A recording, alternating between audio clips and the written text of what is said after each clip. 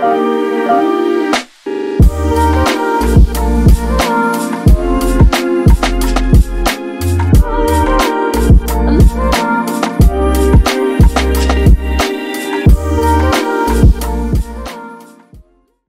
mari kita panjatkan puja dan puji syukur atas kehadiran Allah Subhanahu wa Ta'ala yang mana dapat kita ikut terlaksana pada TikTok pagi hari ini. Selawat serta salam kita junjungkan kepada Nabi kita Nabi ini Muhammad Sallallahu Alaihi Wasallam.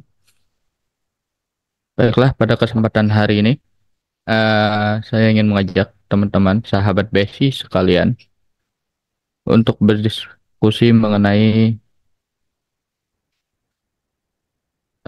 dasar screen dulu. Oke, pada kesempatan kali ini saya akan mengajakkan teman-teman untuk berdiskusi mengenai AGL, Software Export Estimation with Kinetic Algorithm. Oke, untuk sahabat Besi sekalian, perlu saya tanyain sebelum masuk ke materi, sedikit introduction. Apa itu estimasi? Estimasi itu menurut saya, asumsi saya, itu perkiraan. Secara garis besar, dapat saya simpulkan, effort estimation itu adalah suatu perkiraan untuk mengoptimalkan, kurang lebih seperti itu. Oke, kita lanjut. Apa yang dibutuhkan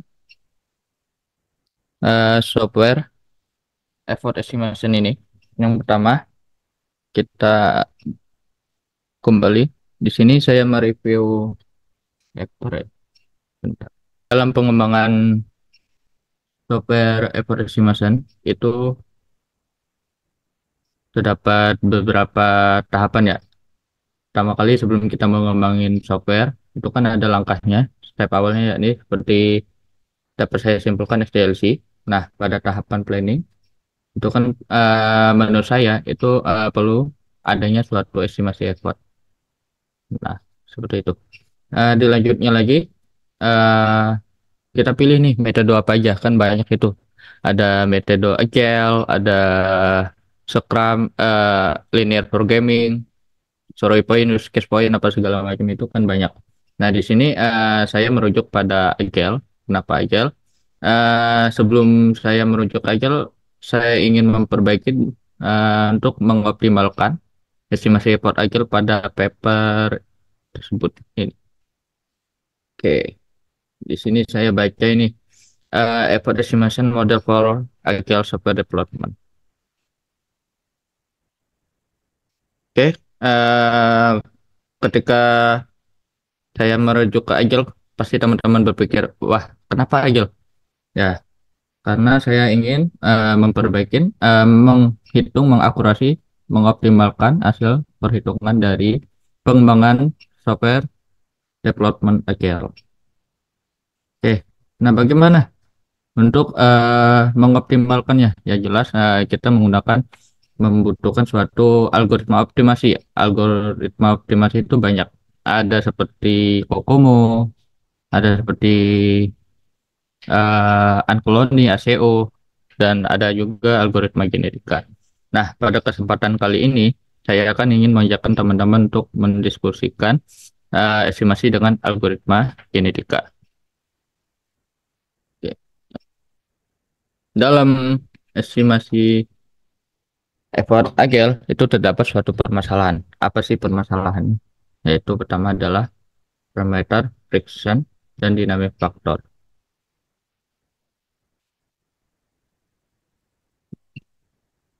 Oke, ada friction dan dynamic factor.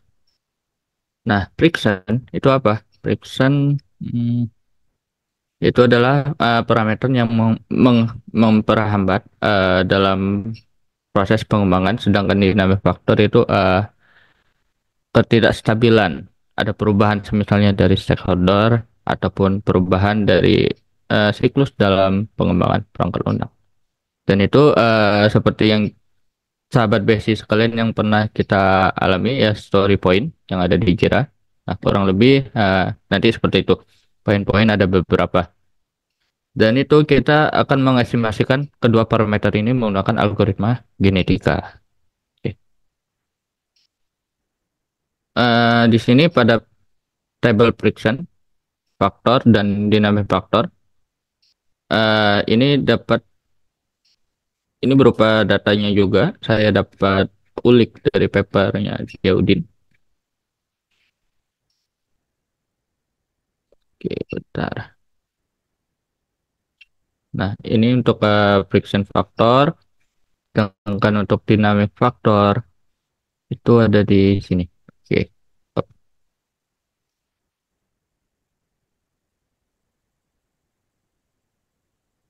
Oke, nah, kedua parameter ini merupakan kunci untuk mendapatkan hasil yang optimal dalam estimasi effort yang akan kita lakukan tepatnya pada metode Agile ini. Oke, solusinya untuk mendapatkannya, kita melakukan estimasi genetik algorithm. Nah, sebelum adanya algoritma genetika, mungkin sahabat Besi mungkin berpikir bisa nggak ngitung secara manual. Untuk Agile sendiri itu bisa, tetapi nanti eh, akan mengakibatkan, menurut saya pribadi, dengan tidak adanya estimasi, maka hasilnya pun kurang akurat, kurang optimal. Oke. Nah, bagaimana sih prakteknya Agile effort estimation ini?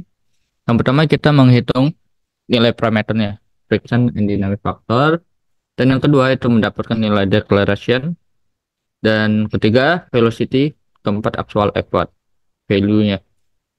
Oke, untuk prakteknya dapat dilihat untuk rumus friction 0,98 sampai 0,85 itu diambil dari, saya runjuk lagi ya, diambil dari ini 1, 0,8, 0,98, 0,85. Maka untuk mendapatkan hasil ini begitu pula dengan dynamic factor. Nah, kedua parameter ini nanti untuk tahapannya kita akan mengambil nilai declaration. Nah, ini akan saling berkaitan, di mana nanti di rumus declaration itu membutuhkan nilai resource value dari parameter friction and dynamic factor. Untuk mendapatkan velocity, begitupun dia membutuhkan suatu nilai dari perhitungan declaration. Begitupun dengan actual effort. Kita lanjut untuk declaration, itu rumusnya PR kali DF, friction dan dynamic factor, yang mana hasilnya tadi sudah kita hitung dapat 0,63.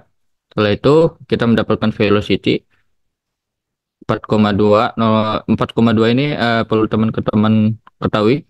Saya ambil dari datasetnya. Nah, 4,2 velocity untuk menghitung effort lebih optimal. Nah, setelah itu seperti yang saya jelaskan sebelumnya tadi, untuk nilai effort value-nya saling berkaitan. Jika di friction kita terdapat kesalahan dalam menghitung, ya otomatis nanti ke bawah-bawahnya untuk data velocity, actual effort, declaration itu pasti akan salah. Dampaknya seperti itu. Untuk actual effort bisa dilihat juga untuk rumusnya effort kali velocity. Nah, velocity-nya 2,5, untuk effortnya itu satu satu berapa? Eh, Next 156. Ya, hasilnya 6,24. Oke, kita lanjut lagi. Nah, itu untuk secara garis besar menghitung agile secara manual tanpa adanya algoritma genetika. Nah, di paper ini untuk menghitung estimasi agile itu menghitungnya secara manual, belum optimal dengan menggunakan algoritma genetika ataupun algoritma estimasi. Mungkin untuk genetik algorithm itu konsep secara garis besarnya. Untuk langkah-langkah yang pertama adalah inisialisasi populasi awal, evaluation, stopping kriteria, selection, crossover, mutasi, development. Jika dia udah kriterianya udah memenuhi, maka dia akan menghasilkan individu yang terbaik. Nah, di dalam selection ini terdapat beberapa metode yang dapat digunakan seperti roda roulette, telomorphism, dan lain sebagainya. Kita lanjut. Nah, ini untuk implementasi genetik algoritma. Tadi kan secara garis besar konsep algoritma genetika seperti apa sih langkah-langkahnya, urutannya, cara konsep kerjanya. Nah, ini ketika digabungkan Agile yang data secara manual dan data yang perhitungan manual yang sudah ada. Setelah itu kita estimasikan dengan algoritma genetika. Untuk implementasinya seperti ini. Yang pertama kita menggunakan setting parameter. Parameter dalam algoritma itu ada populasi size dan ini input dataset, dataset yang sudah dihitungkan, sudah dihitungkan estimasi tanpa algoritma genetika. Dan ini tepatnya pada Agile karena saya merujuk pada paper Yaudin yang mengestimasikan Agile tapi tanpa algoritma genetika. Pengkodian individu, ini inisialisasi populasi awal dilanjutkan, menghitung estimasi effort untuk setiap proyek keberapa dengan koefisien individu keberapa. Misalnya seperti ini. Nah, kita praktik. Oke, ini misalnya ini untuk effort estimation proyeknya keberapa, misalnya ke J. Terus koefisiennya individunya keberapa. Nah, itu dihitung dari estimasi effort genetik. Untuk nilai fitness individunya itu keberapa. Ini dihitung juga dan seleksi individu. Nah, ini sudah saya jelaskan tadi. Nah, terdapat beberapa metode. Kebetulan eh, pada umumnya itu menggunakan metode roulette, roda roulette. Terus ada crossover, mutasi, reverse population, dan dia bakal ngecek kriterianya. Ketika ia memenuhi, maka melakukan seleksi lagi, terus akan menghasilkan suatu individu yang terbaik. Kurang lebih seperti itu. Oke, kita sudah mendapatkan nih anggapannya. Kita sudah mendapatkan hasil optimum, perkiraan yang optimal dari model Agile untuk dilakukan estimasi dengan algoritma genetika. Setelah itu, biar hasilnya itu lebih baik, bukannya dengan algoritma genetika hasilnya sudah baik, bukan. Maka itu kita perlu yang namanya evaluasi, evaluation. Apa itu? Evaluation juga dalam teknik optimasi itu beberapa cara juga. Di sini ada 4 yang akan saya diskusikan sama teman-teman. Ada yang namanya absolute error, AE, mean absolute error, standard deviation, akurasi, dan effect size. Oke. Nah, di sini ada yang namanya setelah itu comparison. Nah, di sini ada yang namanya comparison untuk mengkomparasi hasil algoritma kita dengan metode random guessing. Random guessing ini seperti metode yang orang asal pilih nilai. Kita bandingkan apakah nilai estimasi kita akan lebih baik atau dengan nilai yang asal dipilih. Seperti itu. Oke.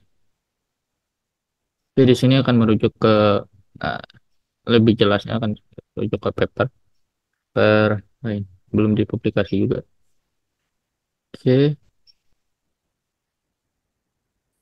Nah, untuk melihat hasil yang optimum, sini kita lihat.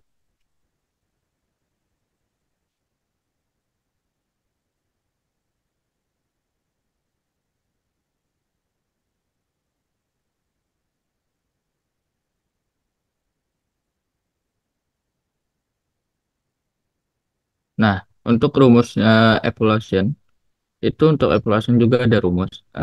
Untuk AE, YI, dengan YI, Shen, nah, lebih seperti itu. Dan untuk komparasi random guessing, ini uh, metodenya asal kita kayak ngebuat nilai acak. dari suatu populasi seperti itu. Nah, dari hasil eksperimen percobaan saya pada paper penelitian saya, bisa dilihat mungkin untuk teman-teman yang ingin oprek untuk codingan, mungkin ada yang penasaran, saya open source juga, dapat dilihat di GitHub. Untuk datasetnya sudah ada juga. Ini dataset eh, yang ada di paper tadi. Terus teman-teman mungkin cukup menjalankan ini aja. Oke, itu hasil eksperimen berupa codingan. Nah, ini dapat kita simpulkan untuk hasil effort tanpa algoritma genetika dengan adanya algoritma genetika. Nah, ini estimasi effort agile ini yang dihitung tanpa algoritma genetika. Genetika.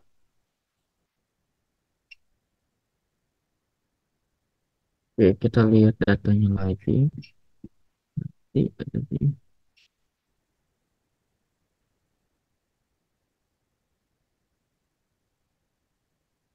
Nah, ini untuk nilai effort 156 sampai 91 itu tanpa adanya algoritma genetika.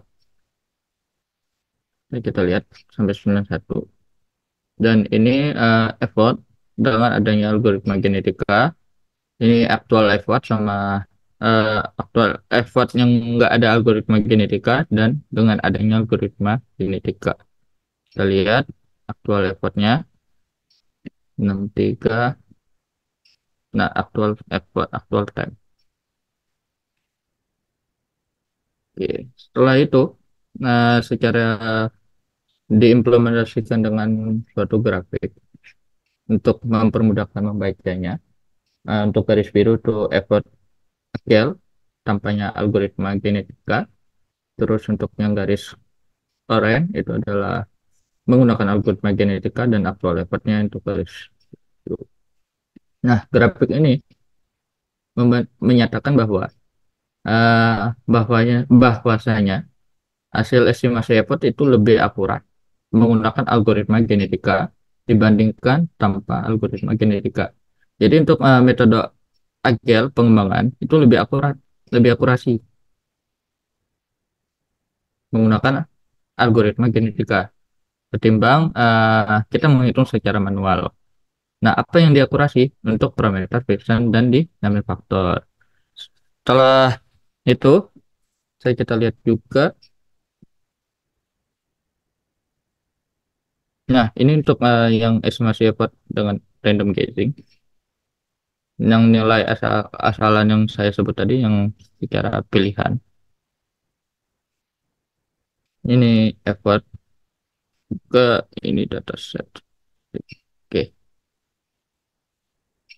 kita back lagi.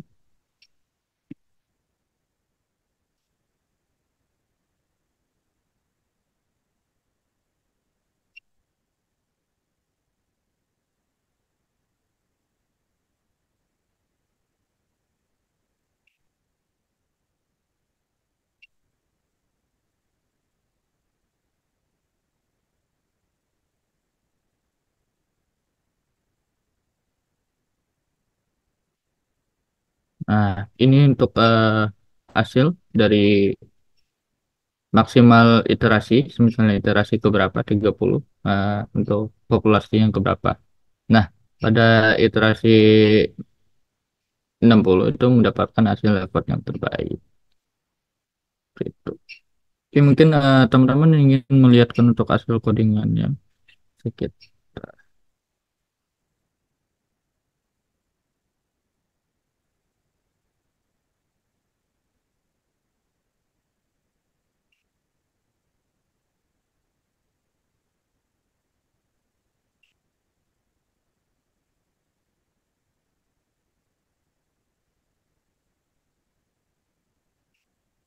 Oke, saya jelaskan sedikit ya mengenai konsep kerjanya algoritma genetika tepatnya pada agile. Nah, ini kan untuk menginisi populasi awal. Di sini untuk menginisiasi populasi awal tuh terdapat beberapa metode.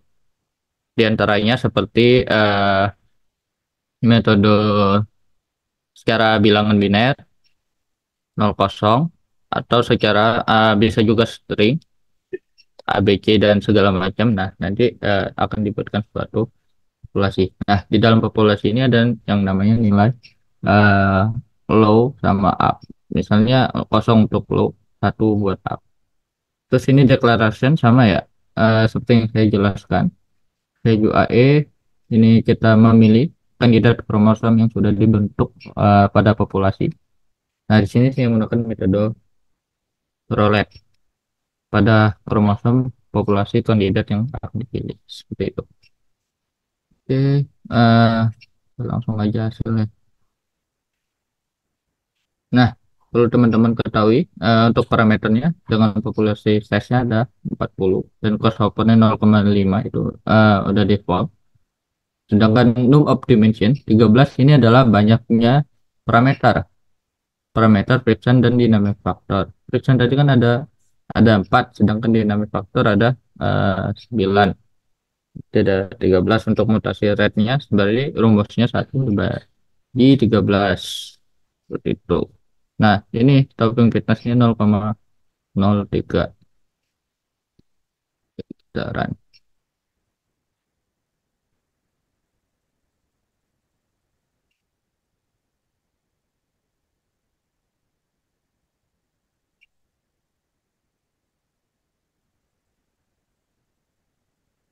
Hmm, best chromosome.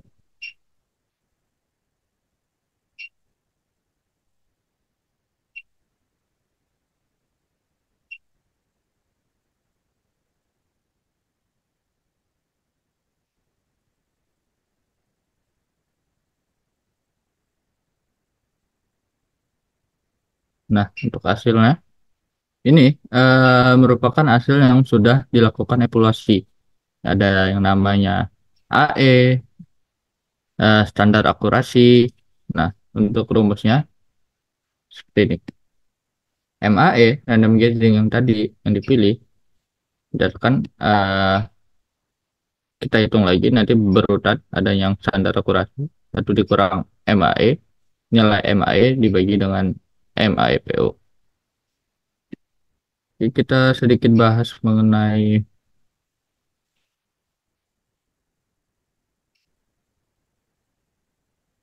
metode evaluasi ya.